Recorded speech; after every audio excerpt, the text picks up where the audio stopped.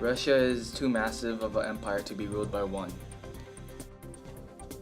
Tsar Nicholas II of Russia thought it would be a good idea to bring communism into Russia as its economic system after centuries and centuries of feudalism.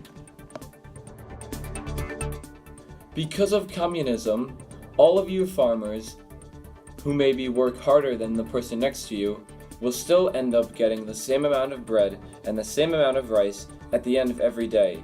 Sound like a good idea? In communism, there is no individual property ownership, which means everybody shares everything. Two key principles is that everybody gets the basic necessities to life, but there is no benefit for working hard because everybody gets the same amount of goods every day. As an alternative to communism, Russia could have chosen capitalism, but it would look a little bit like this. Ah, I'm so poor! I have no food! Come on, give me some food! Come on! In capitalism, there are no rules in the economy, and it follows Darwin's idea of survival of the fittest. Two key principles of capitalism are that there is a huge gap between the rich and the poor, which means there is no middle class.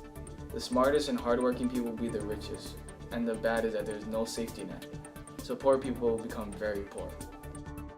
Capitalism is like a soccer game where one team is made up of professionals and the other team is made up of people who have never played a sport. There is a big gap between the two teams. Socialism would have been the best economic system for Russia instead of communism, because in socialism, while there are still rich and poor people, the rich have to give all of their belongings to the poor, so that a middle class is being made. Socialism is like a tall basketball player assisting a shorter player.